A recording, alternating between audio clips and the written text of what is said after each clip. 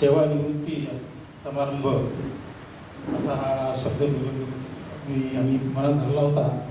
पण ते आमचे रांगे सर असे आहेत, ते साहित्यिक आहेत, कवी आहेत, पत्रकारही आले होते. त्यांना सर्व विषयाची जाण आहे, संघटन कौशल्य आहे त्यांच्यामध्ये. म्हणजे ए टू झेड अशा गोष्टी आमच्या या माणसामध्ये असल्यामुळे आम्हाला माहिती होतं की त्या दिवशी आम्ही जेव्हा फिरायला गेलो सकाळी आमचे 100 सर म्हणाले, म्हणजे सर तुमचा काहीतरी स्वप्नपूर्ती समारंभ आहे. आणि स्वप्नपूर्ती समारंभ नाही म्हटलं, सेवापूर्ती समारंभ. हा शब्द त्यांना रांगे सरांच्या डोक्यातून आला. त्यांचा विशेष असते आम्हाला माहिती आहे.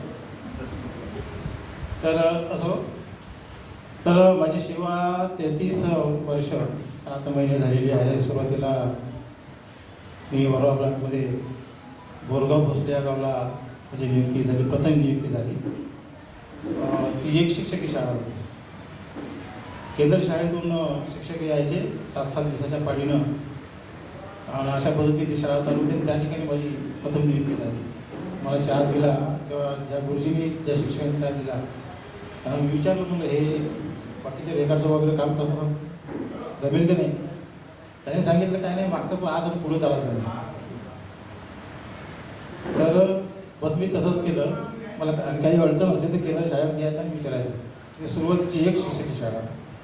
मी नवीन लागलो होतो, अनुभव नव्हता आपल्याला, तरी पण सुद्धा आपण ते अगदी यशस्वीपणे त्या शाळेवरती मी पार पाडले आणि माझा कार्यकाळ सुद्धा यशस्वीपणे पूर्ण केला. त्यानंतर मी चिमूरमध्ये आलो. चिमूर लोहारा शाळेवर होतो. ते 93 ते 2001 पर्यंत होतो.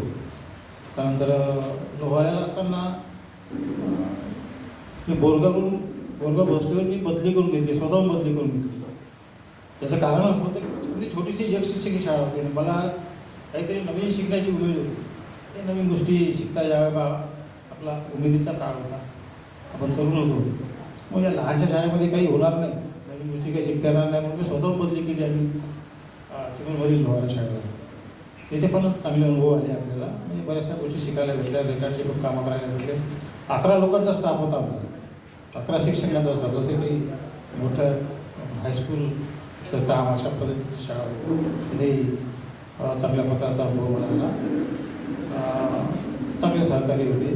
त्यानंतर मी परत 7-8 वर्षानंतर तिथे मला लोहाऱ्याला असताना काही वाईटही अनुभव आला. म्हणजे थोडेसे कसे मोठा स्टाफ काही क्लासेस असते, आमच्या रामभाऊला माहिती आहे.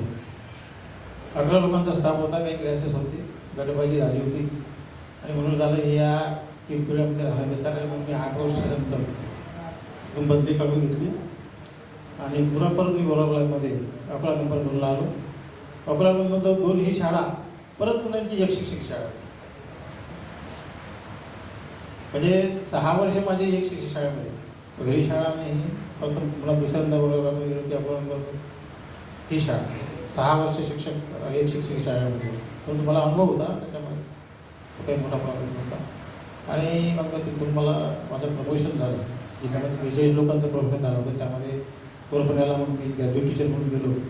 पुढे आमच्या विरोधामध्ये ती केस चालली, रिव्हर्शन झालं आणि पुन्हा आमचे सहाय्यक शिक्षक पदाला कोरपण्याला 3 वर्ष 4 वर्ष आणि तिथून 2007 मी उरकूट पारला.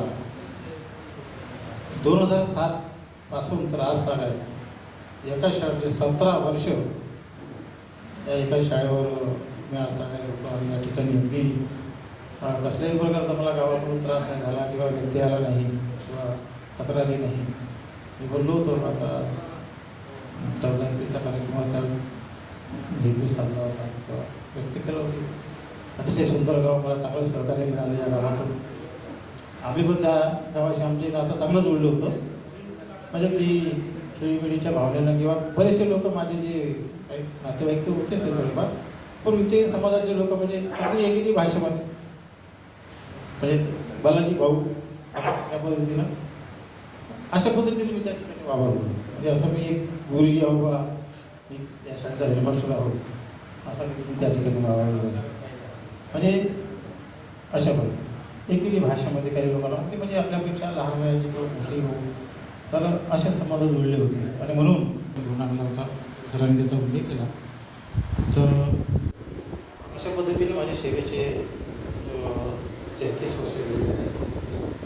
त्याच्यानंतर हे शिक्षक भारतीय संघटनेच्या संदर्भानं जर सांगायचं झालं तर इथे आल्यानंतर दर्गा परिषद 2011मध्ये आदरणीय नागे सर यांच्या शिक्षक भारती यांनी मला तिकडून आलो होतो. इथे आम्ही ती सुरुवात झाली होती बोरकर सर असले नागे सर असले आणि पण एक चांगला अनुभव एक चांगलं शिक्षण एक सामाजिक जागृती या संघटनेच्या माध्यमातून झाली मी क्लासेस लागायला मोठा आनंद वाटतो.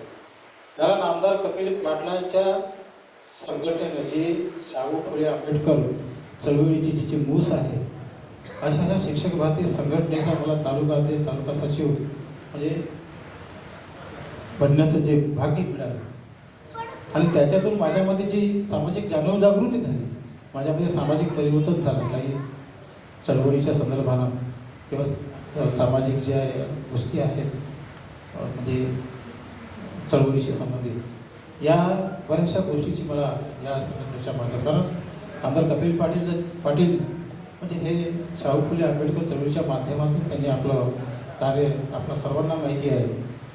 ज्या राम सरांनाही माहिती आहे की ते नेहमी शिक्षकांच्या संघटनेसाठी शिक्षकांच्या समस्यांसाठी नेहमी करत असतात. अशा या संघटनेचा मला कार्यकर्ता म्हणून काम करण्याचं भाग्य मिळालं आणि म्हणून सर्वप्रथम मी त्या शिक्षक भारतीय संघटनेचा आणि खास करून आमचे मित्र डांगे सरांचा मी आभार मानतो त्यांचा अभिनंदन करतो. आता काही जण प्रश्न विचारतात की तुमची सेवानिवृत्ती झाली यानंतर तुम्ही काय करणार.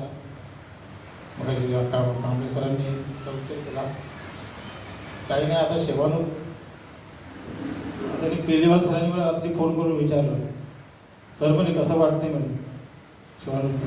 म्हटलं आनंद वाटते काही दुःख नाही म्हणलं. म्हणजे कसं आनंद वाटते नाही आनंदच वाटते म्हटलं काय नाही कारण तुम्हालाही जाणीव आहे म्हणलं कारण पूर्वीचं शिक्षण क्षेत्रातलं काम आणि आताचं शिक्षण क्षेत्रातलं इतकं धकाधकीचं शिक्षण आता झालं आहे अध्यापन कार्य झालं आहे किंवा शाळा झाली हे मोठं कठीण काम झालं आहे आणि मग याच्यातून निवृत्त झालेलं बरं रे म्हणून आनंद आहे. आणि दुसरा आनंद असा आहे की आता मी त्यांना म्हटलं मला तर वाटत होतं की मी 4 बिमारीतून गेलो माझे 4 ऑपरेशन झाले आतापर्यंत. मला आधीच वाटत होतं की कुठं हे पूर्ण सेवाही माझ्या आपण घडते की नाही घडते अशा प्रकारची कंडिशन मला झाली होती. परंतु परमेश्वराच्या कृपेनं हे सगळं घडलं आणि मी आज निसर्ग नियमाप्रमाणे वयप्रमाणे मी सेवामुक्त झालो आहे. आणि आता आहे पुन्हा बाकीचं आपल्याला आता जीवन जे आहे 2-4 एकर शेती आहे त्या शेतीमध्ये आपल्याला बाकीचं आयुष्य जे आहे घालतं आहे इथे आपलं डोकं घालतं आहे. 2 एकर खांबाळ्याला 2 एकर चिमूरला आपला सोनेगावला. तर अशा पद्धतीने आपल्याला शेतीकडे लक्ष देता येईल आणि त्याचबरोबर सामाजिक कामाची आपल्याला आवड आहेच त्यामुळे काही सामाजिक काम करण्याची सुद्धा इच्छा म्हणजे जेवढं आमची क्षमता आहे त्या क्षमतेनुसार आपण मी करेन असं मला वाटते आणि ते मी करणार आहे. तर या ठिकाणी डांगे सरांच्या संदर्भात मगाशी जे भावूक झाले त्याचं कारण असं कारण त्यांनी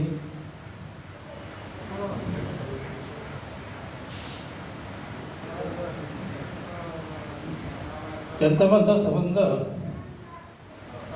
अगदी खूप जवळचा माझ्या जवळचं त्यांचं गाव. परंतु जेव्हा माझं ऑपरेशन होतं त्यावेळेस ते आवर्जून त्या ठिकाणी उपस्थित होतं. आणि याआधीसुद्धा जेव्हा मी बिमार पडायचो ते माझ्या घरी पहिलं पण संपर्क होईल सगळ्यात पहिले त्यांना फोन जायचं आणि म्हणून त्यांना जो मगाचा जो भावनिक क्षण होता तो भावनिक क्षण या ठिकाणी निर्माण झाला होता. आणि म्हणून त्यांच्याबद्दल सांगणं एवढंच सांगते, थोडंफार कमी अगदी एक कुटुंबीय नात्यामध्ये एक म्हणून ते जबाबदारीनं तुमच्या संपर्कामध्ये आहेत आणि म्हणून त्यांचे मी यापुढेही ते आम्हाला सहकार्य करत राहतील अशी मी त्यांच्याकडून अपेक्षा करतो. आणि जरी शिक्षक भारती संघटनेतून मी जरी बाहेर पडत असतो तरी निश्चितपणानं मी शिक्षक भारतीचं एक मार्गदर्शक म्हणून काम करेन. अशा प्रकारची गावे मी या ठिकाणी आमचे जिल्हाध्यक्ष शेळकी सर किंवा इतर जे कृष्णा मावणे सर किंवा आमचे गोरकर सर आहे किंवा इतर जी मंडळी आहे त्यांना अशा प्रकारची गावी देतो. परत एकदा मला या ठिकाणी आमच्या शिवापूर्ती सोहळ्याच्या निमित्त या ठिकाणी उपस्थित झालेल्या सर्व मंचावर उपस्थित सर्वांचे आणि सर्व बसलेल्या सर्व महिला भगिनी पुरुष मंडळी माझे मित्र किंवा सर्वांना परत मी धन्यवाद देतो, त्यांचे आभार मानतो आणि मी माझं या ठिकाणी हे लांबलेलं भाषण या ठिकाणी समाप्त करतो. जय हिंद, जय भारत.